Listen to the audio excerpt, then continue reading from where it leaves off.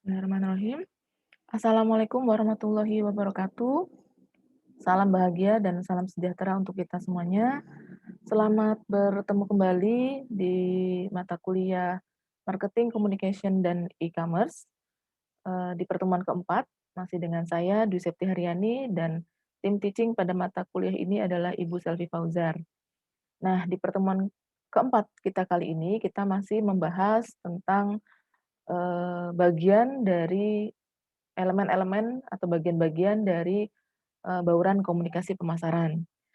Di pertemuan 3 minggu lalu, Bu Selvi Fauzar sudah menjelaskan tentang direct marketing atau pemasaran langsung dan juga advertising atau periklanan.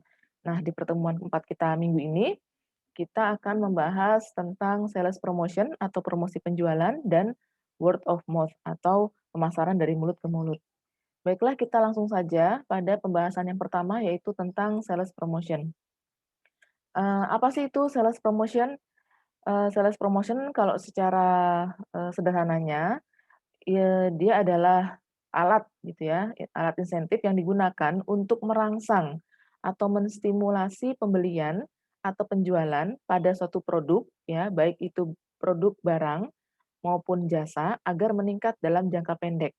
Nah, di sini ada beberapa hal yang bisa di-highlight gitu ya, yang bisa kita cetak tebal, yaitu merangsang dan atau menstimulasi di situ ya, agar supaya, pembelian atau penjualannya meningkat dalam jangka pendek. Nah, ini ada kata kuncinya juga di situ ada, jangka pendek. Nah, coba kita, lihat lagi dari pengertian para ahli. Pertama itu menurut Kotler, sales promotion adalah berbagai kumpulan alat-alat insentif yang sebagian besar dalam jangka pendek yang dirancang untuk merangsang pembelian produk atau jasa tertentu dengan lebih cepat dan lebih besar oleh konsumen atau oleh pedagang. Maksudnya pedagang di sini itu adalah konsumen, perusahaan atau seperti distributor, agen, dan lain sebagainya. Lalu menurut Utami 2008, promosi penjualan adalah dorongan jangka pendek untuk pembelian atau penjualan suatu produk atau jasa. Nah, jadi memang tadi setelah kita simpulkan ya, ada beberapa poin yang bisa kita ambil dari pengertian promosi penjualan itu adalah untuk merangsang atau menstimulus pembelian dari para konsumen, sehingga meningkat penjualannya, tapi dalam jangka waktu yang pendek. Memang program promosi promosi penjualan itu biasanya dilakukan hanya pada jangka waktu tertentu. Tidak mungkin sepanjang waktu perusahaan memberikan program promosi ini setiap waktu gitu ya, tentunya akan merugikan. Namun memang, ini sangat efektif juga untuk meningkatkan penjualan gitu ya, pada jangka waktu tertentu tadi.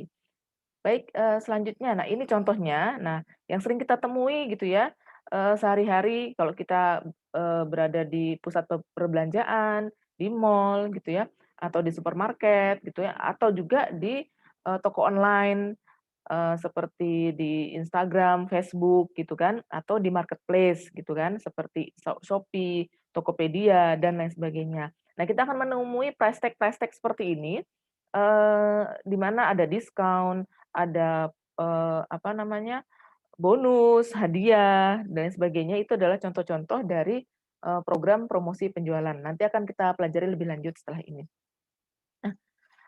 Selanjutnya, keuntungan dari sales promotion itu apa sih? Nah, sales promotion itu kan bagian dari komunikasi pemasaran ya. Jadi dina apa, tentunya ada keuntungannya yaitu masalah komunikasi dalam hal ini. Nah, apa sih yang dikomunikasikan? Yaitu informasi kepada konsumen akan produk dan untuk menarik perhatian mereka. Jadi maksudnya itu adalah, ya memberikan informasi kepada konsumen, kepada kita, tentang kelebihan dari produk, perusahaan yang menawarkan, produk atau jasa tersebut gitu ya.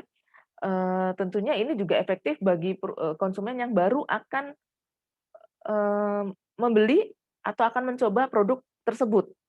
Nah, jadi memang sangat efektif untuk bisa memberikan informasi terkait dengan produk tersebut, keunggulannya, manfaatnya, pembeda dari produk lainnya. Nah, tentunya juga untuk menarik perhatian mereka, karena itulah fungsi dari komunikasi yang pertama. Nah, lalu yang kedua, itu adalah keuntungannya adalah insentif. Kenapa insentif? Insentif ini kan biasanya biasa kita temui di mata kuliah MSDM ya. Namun insentif dalam hal ini adalah insentif untuk konsumen. Jadi artinya biasanya konsumen itu membeli barang tersebut misalkan harganya 20.000, kita dengan adanya diskon misalkan diskonnya 50%, ya jelas ini insentif buat buat kita konsumen akhir, eee, cukup dengan membayar 10.000 saja. Nah tentunya dengan manfaat yang sama tapi saya hanya cukup membayar 10.000 yang biasanya 20.000. Jelas itu, bagian keuntungan dari sales promotion, ya. Tentunya juga untuk merangsang pelanggan dan dengan nilai tadi ya, artinya dengan nilai itu manfaat yang saya terima dari produk atau barang atau jasa yang saya konsumsi itu dengan, eee, pengorbanan yang saya keluarkan, yang tadi saya bilang bahwa yang seharusnya saya membayar 20.000 jadi saya hanya cukup membayar 10.000 itu adalah sebuah nilai bagi konsumen, seperti itu. Nah yang ketiga keuntungan dari sales promotion itu adalah invite, mengundang.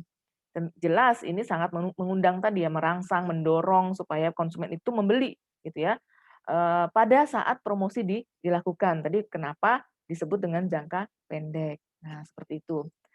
Selanjutnya, nah ada 2 jenis sales promotion, tadi menurut Kotler kan, ditujukan kepada konsumen dan juga pedagang. Nah, dan di sini ada 2 jenis sales promotion, pertama adalah promosi untuk konsumen, yaitu kita sebagai end user, dan juga promosi kepada perusahaan atau promosi perdagangan namanya, trade promotion.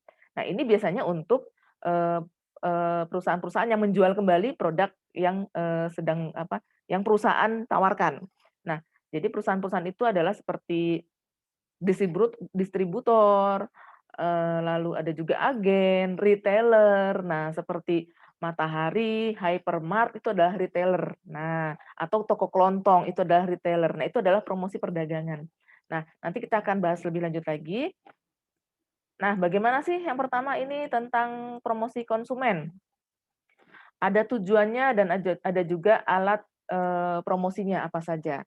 Nah, untuk tujuan promosi konsumen ini, itu yang pertama jelas memikat konsumen untuk mencoba produk baru. Nah, tadi sudah dijelaskan sebelumnya bahwa program promosi penjualan ini sangat efektif, apalagi khususnya kepada konsumen yang belum pernah mencoba produk tersebut atau jasa tersebut. Nah, ini sangat efektif untuk memikat konsumen mencoba produk baru. Sehingga membujuk mereka bisa meninggalkan pesaing, ya mereka juga atau yang sudah pernah apa namanya, membeli sebelumnya sehingga membeli kembali dan otomatis juga bisa jadi mereka meninggalkan pesaing, gitu ya. Nah, yang ketiga, jelas, eee, program promosi penjualan ini, itu memang tujuannya adalah untuk, maintenance atau untuk mempertahankan atau untuk hadiah bagi konsumen yang setia. Nah, salah satu program dari sales promotion ini kan bisa digabungkan, bisa dikolaborasikan dengan program dari relationship marketing. Relationship marketing itu salah satu programnya adalah member card. Nah, dari member card ini perusahaan bisa membuat program-program sales promotion. Jadi kalau member card itu kan jelas kita pasti akan loyal ya. Itu sudah, biasanya akan kembali lagi membeli. Nah, kita perusahaan bisa membuat program, promosi penjualan khusus bagi konsumen yang setia. Nah, artinya itu bisa membuat mereka bertahan dengan kita atau loyal dengan kita. Sehingga dari situlah dapat membangun hubungan yang baik dengan konsumen. Nah, itu berkelanjutan ya, jadi tidak hanya sekedar mencari mencari, pelanggan baru, namun juga dipertahankan ya, sehingga mereka menjadi loyal dan dapat menjaga hubungan baik dengan konsumen dengan adanya program promosi konsumen ini. Nah, selanjutnya tujuan selanjutnya adalah mempercepat pergerakan produk di sepanjang saluran distribusi. Nah, dari perusahaan itu mengeluarkan produk gitu ya sampai dengan ke tangan konsumen itu kan melalui beberapa tahap ya. Dari perusahaan itu mengeluarkan produk tersebut ke distributor, distributor menyampaikan ke agen, agen ke retailer dan sampai dengan ke tangan kita. Nah, artinya mempercepat gerakan itu adalah supaya flow-nya, mengalir terus. Jadi permintaan, lalu habis, lalu diminta lagi, dikirim lagi sampai dengan dan seterusnya. Nah, seperti itu. Artinya mempercepat pergerakan produk di sepanjang saluran distribusi. Jadi tidak mampat gitu loh. Tidak ada, apa namanya, penjualan yang berhenti atau tidak menurun penjualannya sehingga tidak terjadi flow gitu ya. Nah, itu adalah, tujuan promosi konsumen yang kelima. Selanjutnya, tujuan promosi konsumen itu adalah meningkatkan jumlah pelanggan. Jelas tadi ya, selain pelanggan yang tadi sudah setia, ini sangat efektif juga untuk mendapatkan pelanggan-pelanggan baru, sehingga dapat meningkatkan jumlah pelanggan. Yang terakhir itu adalah membantu meningkatkan ekuitas merek atau, kekuatan merek, supaya orang lebih, aware lagi dengan produk-produk kita apabila kita sering, ya kalau nggak sering banget sih ya, artinya, program promosi penjualan ini harus diterencanakan dengan baik dan harus, apa namanya, sesuaikan dengan kemampuan perusahaan juga gitu ya. Nah, artinya itu juga dapat meningkatkan brand awareness di masyarakat atas produk atau jasa yang ditawarkan. Nah, seperti itu, kurang lebih penjelasan tentang tujuan promosi konsumen. Nah, lalu apa saja sih alat-alat promosi konsumen yang mungkin pernah kita atau sering kita temui ya, ketika kita berada di pusat perbelanjaan atau di, online shop seperti itu ya. Pertama itu ada sampel. Nah, sampel di sini contohnya mungkin kita pernah ketika belanja di supermarket kita ditawari sampel-sampel mie instan, sampel-sampel dari, pewangi baju gitu ya, atau sampel dari susu atau sampel dari makanan. Nah, itu adalah masuk dalam program promosi konsumen karena ya konsumen kan selain, dikasih sampel gratis, ya kita ada time untuk mencobanya gitu loh. Oh, kapan lagi nih nyoba gitu loh, sebelum saya membeli, saya kan belum pernah nyobain nih. Ya, jadi lumayan ini dapat sampel. Nah, itu adalah, alat-alat promosi dari, program promosi penjualan. Ada juga kupon, kupon nah berarti ya seperti potongan bersama dengan diskon ya. Kupon itu bisa kupon potongan harga, misalkan ditempel di sebuah produk, kita dapat potongan sekian rupiah, seperti itu. Ada juga cashback gitu ya, yang sering kita temui di Shopee atau di Tokopedia gitu kan, ada pengembalian uang. Lalu juga ada harga paket. Nah, harga paket ini biasanya untuk perusahaan jasa, misalkan di salon, daripada saya mengambil satuan seperti itu ya. Jadi misalkan saya creambath satu, habis itu saya, spa satu gitu ya, lalu saya manicure, pedicure satu-satu. Tapi kalau kita mengambil paket ya yang, apa namanya, sudah ada list-nya apa saja misalkan harga apa, paket tersebut gitu yang ditawarkan, biasanya memang lebih murah, seperti itu. Lalu diskon tadi sudah ya, kurang lebih sama dengan kupon gitu ya. Ada juga ekstra barang. Nah, ekstra barang ini, pernah kita lihat, sering banget kita lihat di Matahari atau di Ramayana, ya, ada namanya buy one get one. Nah, atau buy one get two, itu adalah ekstra barang. Atau ada juga di situ reward program, program, untuk memberikan, hadiah khusus gitu ya, reward penghargaan bagi konsumen yang setia tadi gitu kan. Ada juga kontes undian permainan, ada misalkan, apa, online shop yang mengadakan giveaway. Nah, itu adalah masuk, contoh dari kontes undian atau permainan. Ada juga hadiah yang langsung bisa kita dapatkan, beli sabun cuci, cuci piring ya, dapat piring, dapat gelas, dan seterusnya. Nah, ada juga hot price atau harga ganjil. Nah, harga ganjil ini paling sering digunakan, yang emang udah bukan paling sering lagi ya, memang setiap hari kita, apa, kalau di supermarket ya, itu yang ditempelkan, harga yang ditempelkan itu adalah harga-harga yang hot atau yang ganjil.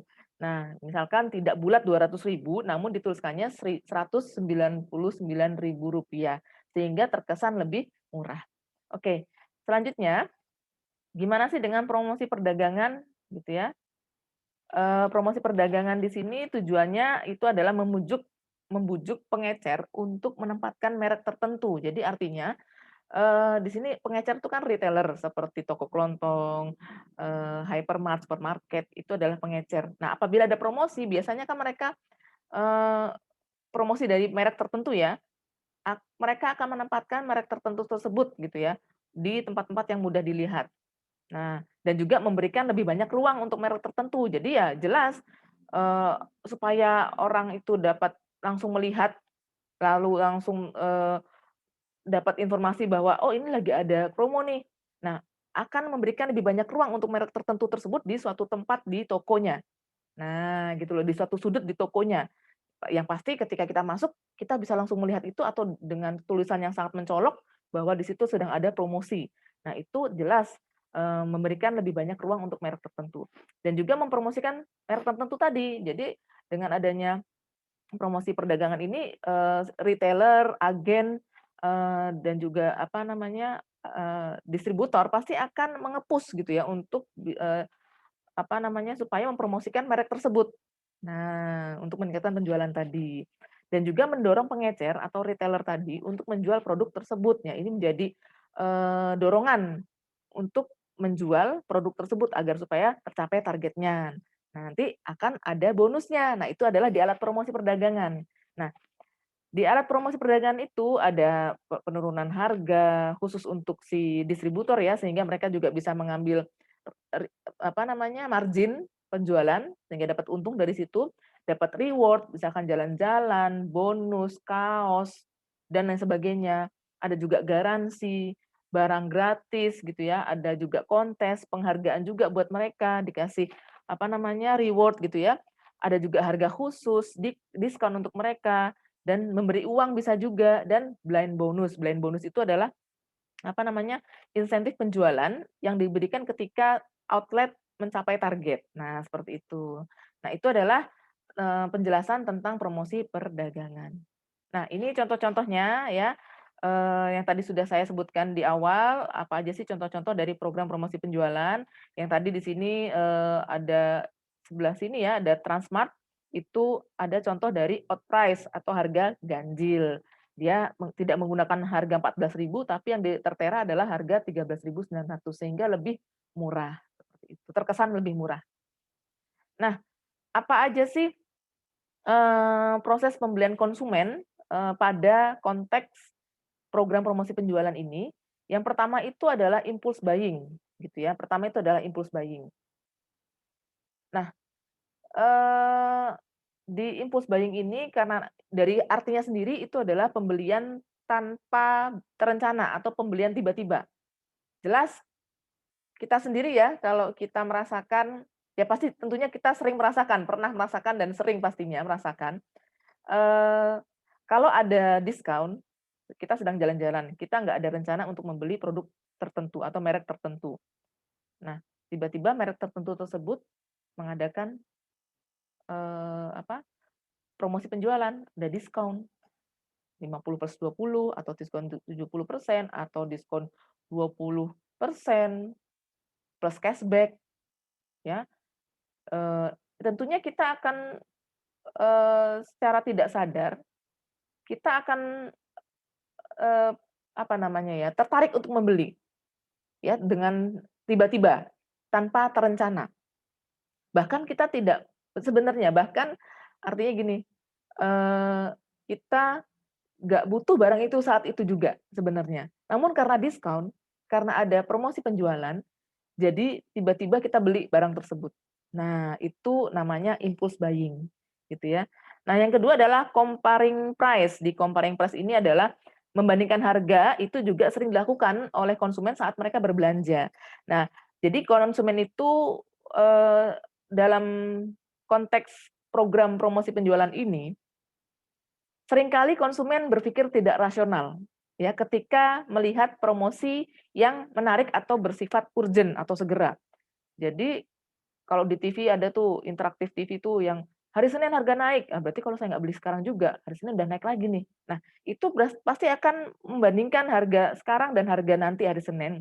Atau seringkali kita, merasa terkacaukan rasionalitas kita ketika kita melihat diskon yang tertera di situ 50+70 seolah-olah 50+20, seolah-olah seperti 70%. Nah, atau juga pernah yang tadi saya pernah jelaskan di contoh-contohnya tadi, contoh-contoh, promosi konsumen tadi, ada namanya harga paket. Harga paket seolah-olah lebih murah dibandingkan harga satuan. Ya seperti kita apa namanya, membeli manicure saja atau membeli, cream bath saja, tapi kalau paket manicure plus cream bath, itu akan terkesan lebih murah. Nah, itu adalah kita ada proses comparing price, membandingkan harga. Nah, seperti itu. Nah, lalu ada juga right digit effect. Right digit effect ini adalah, kebiasaan konsumen itu melihat dari, kiri ke kanan gitu ya. Itu yang tadi saya bilang seharusnya harga produk itu adalah 200.000, tapi yang ditulis adalah 199.000 sehingga terkesan di, eee, pihak konsumen secara emosional ya, itu terkesan harganya 100 ribuan, bukan 200.000. Nah, itu, eee, dinamakan right digit effect. Nah, itu, yang sering kita temui ya pastinya gitu loh. Tadi 14.000 ditulisnya 13.900 itu namanya outprice tadi. Kalau dalam hal proses pembelian konsumen, dari sisi konsumen itu namanya right digit effect. Nah, selanjutnya adalah framing effect. Framing effect ini adalah, efek yang ditimbulkan oleh kondisi produk yang dibuat sedemikian rupa, sedemikian berbeda, tampak lebih berkelas atau tampak lebih murah. Nah, contohnya yang pernah kita temui itu adalah gratis, produk X apabila Anda membeli produk Y. Jadi seolah-olah kita dapat 2 produk dengan membeli satu produk saja. Nah, itu adalah framing, gitu loh. Nah, yang kedua ada juga contohnya gratis produk, cantik ya, cukup tukarkan satu struk pembelian Anda senilai. Nah, misalkan pernah juga di hypermart ya, kita mengumpulkan kupon-kupon. Kupon-kupon itu, seperti stempel gitu ya. Kalau sudah dikumpulkan sampai 10 atau 15 atau dengan jumlah tertentu kuponnya, setelah kita membelanja sedemikian apa namanya, sejumlah rupiah tertentu, mendapatkan kupon tadi, lalu ditukarkan dengan membeli barang-barang yang seolah itu murah, gitu loh. Jadi kayak, wah lumayan nih, kita hanya membeli seharusnya itu harganya 400.000 jadi cuma beli 200.000. Bisa jadi harga tersebut hanya cuman memang 200.000 atau hanya selisih sedikit saja gitu loh dari harga yang sebenarnya. Nah, tapi karena itu namanya sudah di-framing gitu ya, sudah dibentuk sedemikian rupa sehingga seolah-olah menjadi lebih murah, seperti itu. Nah, itu adalah proses pembelian konsumen. Oke. Selanjutnya, bagaimana sih tips-tips dalam, menyusun sales promotion yang efektif ya? Pertama, tentunya menentukan target audiens yang tepat ya. Karena apa sih di sini harus menentukan target audiens yang tepat?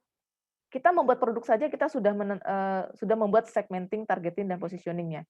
Sama ketika kita menentukan program promosi, ketika kita membuat bauran komunikasi pemasaran, tentunya kita juga menyesuaikan dengan target audiens kita. Disesuaikan dengan segmentasi dari produk, perusahaan tersebut, ya.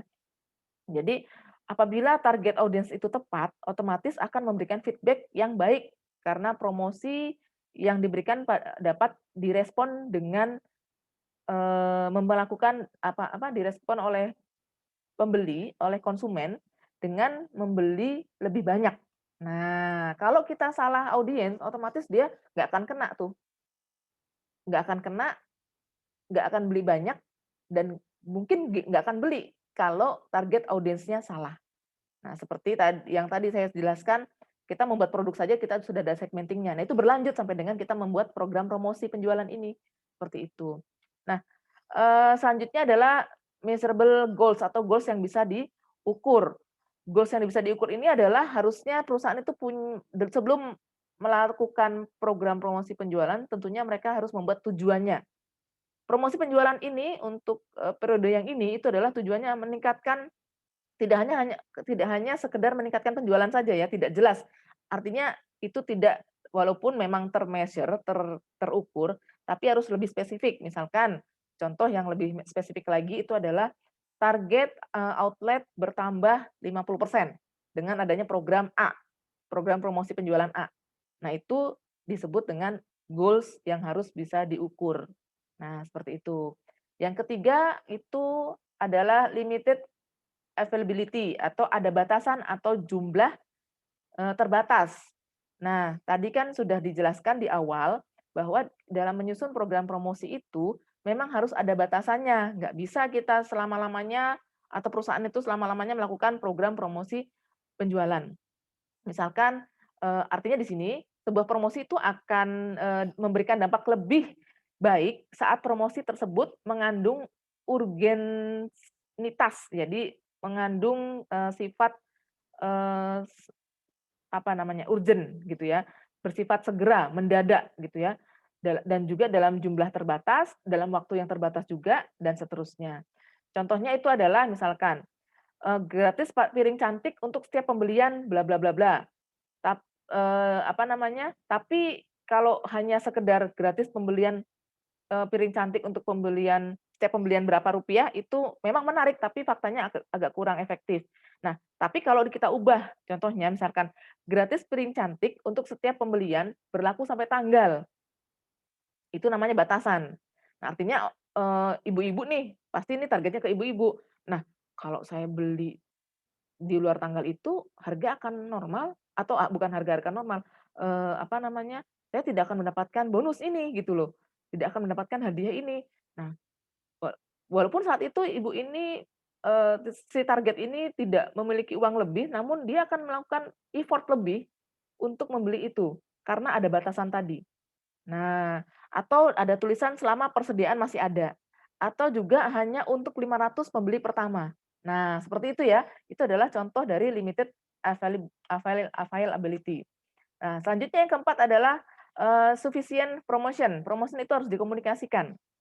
Nah, artinya, eee, program promosi penjualan ini juga harus menggunakan strategi gitu ya. Strategi komunikasi yang baik, yang efektif, yang menarik juga supaya bisa, sampai ke target audiens kita. Itu adalah sufficient promotion. Yang terakhir itu adalah value, nilai untuk pelanggan. Jelas promosi penjualan yang sudah didesain sedemikian rupa sehingga gitu ya untuk konsumen namun tidak memiliki nilai bagi konsumen, itu juga sia-sia. Artinya nilai di sini adalah manfaat yang diberikan oleh manfaat yang kita rasakan oleh konsumen gitu ya maksudnya. Manfaat yang konsumen rasakan terhadap pengorbanan yang konsumen keluarkan, yaitu tadi, kalau kita memberikan diskon kan artinya pengorbanannya lebih rendah gitu ya, lebih kecil. Itu akan memberikan nilai lebih, itu namanya value untuk konsumen.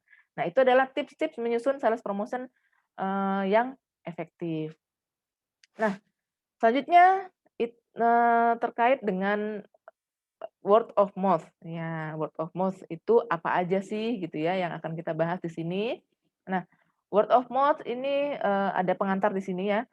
Jaringan sosial seperti Instagram, Facebook, Twitter itu menjadi kekuatan penting dalam pemasaran bisnis ke konsumen maupun pemasaran dari bisnis ke bisnis. Nah, sekarang word of mouth itu tidak word of mouth secara manual ya, kita ngobrol sama teman, kita ngomongin sebuah brand, kita, menceritakan pengalaman baik kita dengan brand tertentu gitu ya. Tapi sekarang sudah banyak dilakukan word of mouth itu melalui media sosial. Nah, jadi aspek kunci jaringan sosial adalah berita dari mulut ke mulut, serta jumlah dan sifat percakapan dan komunikasi antar berbagai pihak. Nah, sekarang sudah memang memanfaatkan, media sosial, untuk menyebarkan informasi terkait dengan produk tertentu ya, yang tentunya ini dirasakan oleh konsumen langsung atau, orang tertentu ya, seperti influencer, seperti itu. Nah, nanti akan kita bahas lebih lanjut lagi. Namun sebelumnya, kita ada sedikit, terminologi terminologi yang perlu diketahui dalam, pembahasan word of mouth. Pertama itu adalah buzz marketing atau gosip.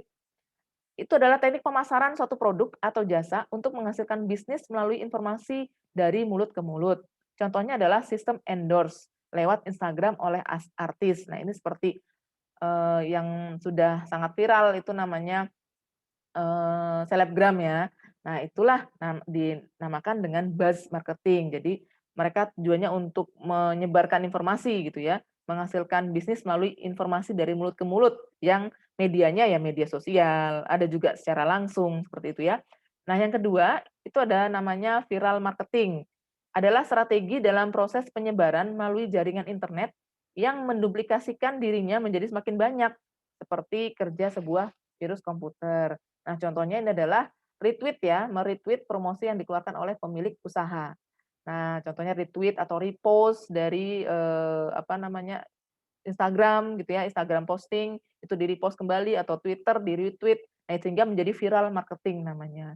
Itu adalah, apa, terminologi-terminologi dalam, eee, word of mouth. Nah, setelah ini kita akan membahas apa sih itu word of mouth gitu ya, pengertiannya itu apa sih? Nah, Menurut Hasan 2010, saya langsung menyingkatnya menjadi WOM aja ya. Jadi WOM itu adalah merupakan pujian, rekomendasi, dan komentar pelanggan sekitar pengalaman mereka atas layanan dan jasa atas layanan jasa dan produk yang betul-betul memengaruhi keputusan pelanggan atau perilaku pembelian mereka. Jadi berdasarkan pengalaman lalu mereka melakukan pembelian tersebut. Menurut Lupio Yadi, 2006 halaman 238, WOM adalah suatu bentuk promosi yang berupa rekomendasi dari mulut ke mulut tentang kebaikan suatu produk. Jadi WOM di sini konteksnya adalah yang dibicarakan adalah sesuatu yang positif seperti itu ya. Lalu yang menurut WOMA atau Word of Mouth Marketing Association atau WOM ini adalah usaha pemasaran yang memicu konsumen untuk membicarakan, mempromosikan, merekomendasikan, dan juga menjual produk atau merek kita kepada pelanggan lainnya. Menurut Sumardi 2011 halaman 68. Lalu menurut Kotler dan Keller tahun 2009 halaman 174, WOM communication adalah komunikasi lisan, komunikasi tertulis, dan juga elektronik agar masyarakat yang berhubungan dengan keunggulan atau pengalaman membeli atau menggunakan produk atau jasa.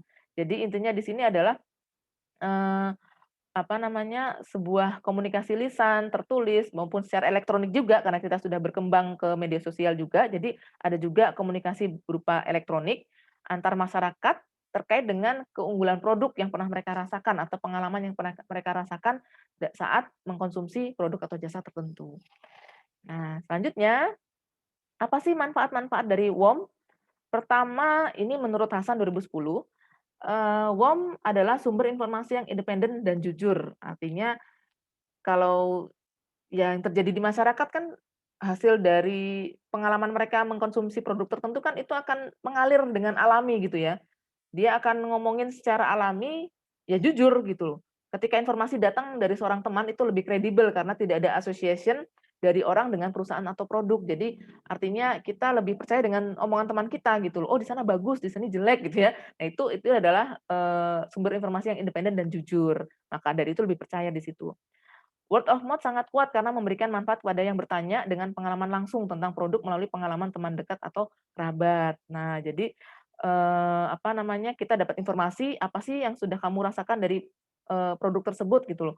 Biasanya bisa tahu nih, biasanya bisa memutuskan mau beli atau tidak, seperti itu. WOM juga disesuaikan dengan orang-orang yang terbaik di dalamnya. Seseorang akan tidak akan bergabung dengan percakapan kecuali mereka tertarik pada topik diskusi. Nah, jadi kalau ada orang ahli yang ngomongin, hal baik, positif terkait dengan produk tertentu gitu ya, kita akan lebih percaya di situ. Sehingga kita akan tertarik dengan topik tersebut, ya akan tertarik untuk membelinya juga. Uang menghasilkan media iklan informal. Jadi, artinya seperti ini, perusahaan dapat bonus nih, di diiklankan oleh konsumen yang telah merasakan produknya mereka, seperti itu. Jadi namanya media iklan iklan informal. Lalu yang kelima adalah word of mouth dapat mulai dari satu sumber tergantung bagaimana kekuatan influencer dan jaringan sosial itu menyebar dengan cepat dan secara luas kepada orang lain. Jadi influencer ini sudah sangat apa namanya sangat kental di dalam pembahasan WOM ini, influencer, selebgram atau orang-orang yang memiliki kekuatan penting di mata masyarakat sehingga orang lebih percaya di situ. Lalu yang keenam adalah WOM tidak dibatasi ruang atau kendala lainnya seperti ikatan sosial, waktu, keluarga, atau hambatan fisik lainnya. Iya, jadi dimanapun, kapanpun orang bisa ngomongin tentang produk tertentu, gitu loh. Tidak ada batasannya, batasan waktu, ruang, dan nggak ada ngomong apa namanya hal-hal informal atau karena ini kan tadi dinamakan media iklan informal. Jadi kapanpun, dimanapun, kepada siapapun itu tidak ada batasannya. Nah, seperti itu. Itu adalah manfaat dari word of mouth.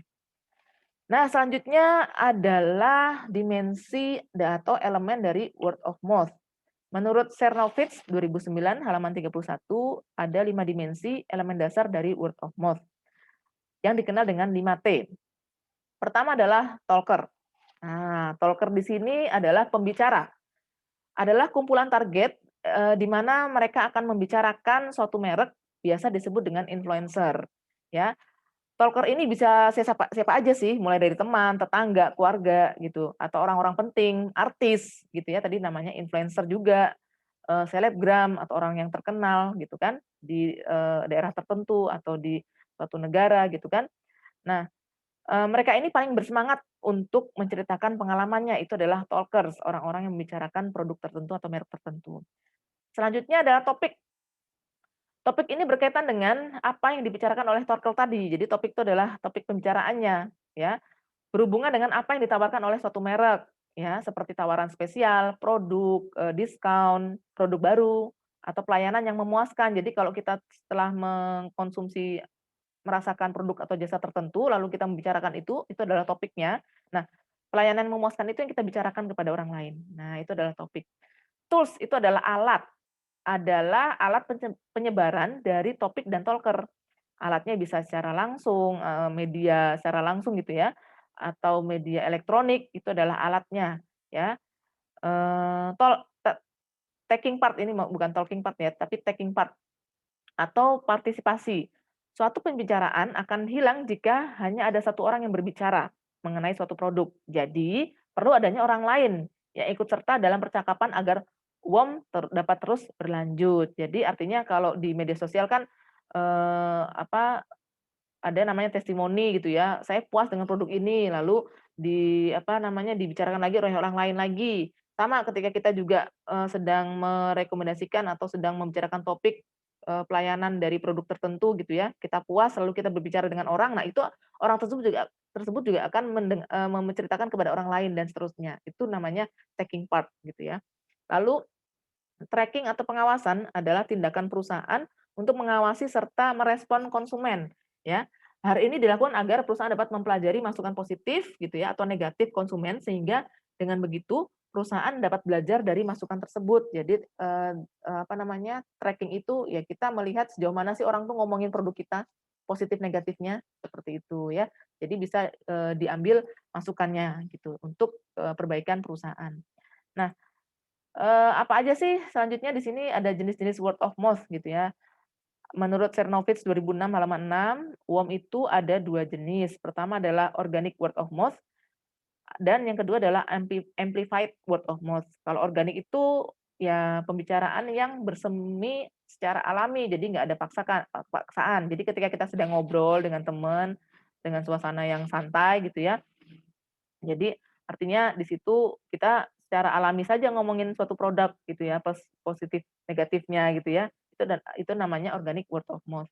Lalu amplified word of mouth adalah pembicaraan yang dimulai oleh kampanye yang disengajakan untuk membuat orang-orang berbicara. Jadi mereka membuat iklan gitu ya, supaya memicu kita untuk membicarakan produk tersebut, seperti itu. Jadi mereka membuat, suatu topik gitu ya, memancing topik tertentu, atau bisa gimmick gitu ya, atau bahasa komunikasi untuk promosi, sehingga kita tuh terpancing untuk, membicarakan itu. Itu namanya amplified, itu namanya kayak disulut gitu ya, di-trigger seperti itu. Nah, selanjutnya adalah tingkatan dari WOM. Nah, dari perspektif strategi dan fungsi komunikasi pemasaran, WOM itu terdiri dari 3 level menurut Dik Harjadi 2008. Ada talking, promoting, lalu selling. Itu tingkatan yang paling paling tinggi adalah selling. Kalau talking talking itu pada level ini konsumen baru membicarakan produk atau merek perusahaan. Ini baru level pertama lah istilahnya gitu, baru ngomongin doang gitu ya. Lalu promoting, level ini konsumen sudah mulai mempromosikan produk perusahaan atau kepada orang lain. Nah, ini sudah mulai promoting. Itu yang sering kita sebut dengan merekomendasikan produk. Nah, yang ketiga itu sudah pada level yang paling tinggi, kalau di dalam, tingkatan word of mouth ini adalah selling. Pada level ini, konsumen menjual produk perusahaan, gitu ya. Jadi tahapan ini secara nggak sadar kita, "Eh, beli dong, enak loh ini," gitu loh. Padahal kita nggak ada kepentingan dengan produk tersebut, dengan perusahaan tersebut tuh nggak, ya kita hanya konsumen yang sedang membicarakan, tapi tidak sekedar membicarakan, kita merekomendasikan, lalu kita menjualkan, kita, membuat mereka membeli, seperti itu. Nah, itu adalah selling. Oke? Lalu bagaimana sih menciptakan word of mouth? Ya, menurut Dik Harjadi 2008, beberapa cara untuk dapat dilakukan untuk menciptakan WOM adalah diantaranya adalah pertama, conversation tracking, yaitu memonitor pembicaraan yang berkaitan dengan suatu merek, baik pembicaraan offline maupun online. Yang kedua itu adalah menciptakan komunitas, ya. Jelas WOM ini, sangat efektif apabila, dia ada pada sebuah komunitas. Jadi komunitas, misalkan pecinta, apa namanya, produk motor tertentu gitu ya, pasti di dalam komunitas itu sangat, intens dalam membicarakan, produk merek motor mereka. Nah, itu adalah komunitas. Yang ketiga adalah program brand advokasi, memilih pelanggan yang loyal untuk bertindak mewakili brand tersebut. Jadi kita sebagai ininya lah, ambasadornya lah, gitu ya. Jadi untuk menularkan atau membicarakan tentang brand tersebut ke orang lain, gitu ya. Jadi, dan juga bisa juga jadi dari pelanggan yang loyal, sehingga kalau orang yang loyal itu akan membicarakan hal-hal positif terkait dengan produk atau merek tersebut.